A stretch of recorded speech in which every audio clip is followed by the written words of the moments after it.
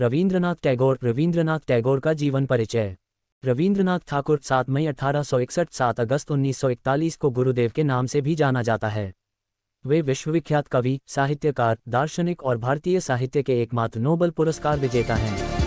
वे Asia के प्रथम Nobel पुरस्कार सम्मानित व्यक्ति हैं। वे एकमात्र कवि हैं जिसकी 2 रचनाएं 2 देशों का राष्ट्रगान बनी। भारत का राष्ट्रगान जन गण मन और बांग्लादेश का राष्ट्रीय गान अमार सोनार बांग्ला गुरुदेव की ही रचनाएं हैं। जीवन।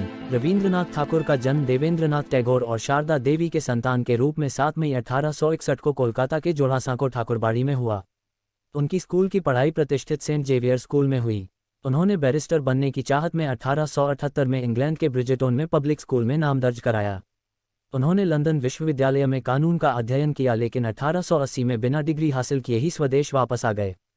सन 1883 में मृणालिनी देवी के साथ उनका विवाह हुआ। रचना। बचपन से ही उनकी कविता, छंद और भाषा में अद्भुत प्रतिभा का आभास लोगों को मिलने लगा था। उन्होंने पहली कविता 8 साल की उम्र में लिखी थी और 1877 में केवल 16 साल की उम्र में उनकी लघुकथा प्रकाशित हुई थी। भारतीय सांस्कृतिक चेतना में नई जान फूंकने वाले युगदृष्टा टैगोर के सृजन संसार में गीतांजलि, पूरबी प्रवाहिनी, शिशु भोलानाथ, महुआ, वनवाणी, परिशेष, पुनश्च, वीथिका शेषलेखा, चौखेरबाली, कणिका, नैवेद्य मायरखेला और क्षणिका आदि शामिल हैं। देश और विदेश के सारे साहित्य, दर्शन, संस्कृति आदि उन्होंने आहरण करके अपने अंदर समेट लिए थे। पिता के ब्रह्म समाजी के होने के कारण वे भी ब्रह्म समाजी थे, पर अपनी रचनाओं व कर्म के द्वारा उन्होंने सनातन धर्म को भी आगे बढ़ाया। टैगोर ने करीब 2230 गीतों की रचना की। अनुवाद। मनुष्य और ईश्वर के बीच जो चिरस्थायी संपर्क है, उनकी रचनाओं के अंदर वह अलग अलग रूपों में उभर आता है। साहित्य की शायद ही ऐसी कोई शाखा हो जिनमें उनकी रचना न हो। कविता, गान, कथा, उपन्यास, नाटक, प्रबंध, शिल्पकला सभी विधाओं में उन्होंने रचना की।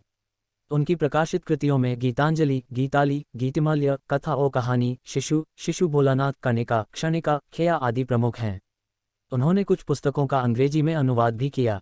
अंग्रेजी अनुवाद के बाद उनकी प्रतिभा पूरे विश्व में फैली। प्रकृति का सान्निध्य। टैगोर को बचपन से ही प्रकृति का सान्निध्य बहुत भाता था। प्रकृति के प्रति गहरा लगाव रखने वाला ये प्रकृति प्रेमी ऐसा एकमात्र व्यक्ति है जिसने 2 देशों के लिए राष्ट्रगान लिखा। वह हमेशा सोचा करते थे कि प्रकृति के सानिध्य में ही विद्यार्थियों को अध्ययन करना चाहिए। इसी सोच को मूर्त रूप देने के लिए वह 1901 में सियालदह छोड़कर आश्रम की स्थापना करने के लिए शांतिनिकेतन आ गए। प्रकृति के सानिध्य में पेड़ों, बगीचों और एक लाइब्रेरी के साथ टैगोर ने शांतिनिकेतन की स्थापना की। चित्रकार रवींद्र। गुरुदेव ने जीवन के अंतिम दिनों में चित्र बनाना शुरू किया। इसमें युग का संशय, मोह, क्लांति और निराशा के स्वर प्रकट हुए हैं। मनुष्य और ईश्वर के बीच जो चिरस्थायी संपर्क है, उनकी रचनाओं में वह अलग अलग रूपों में उभरकर सामने आया।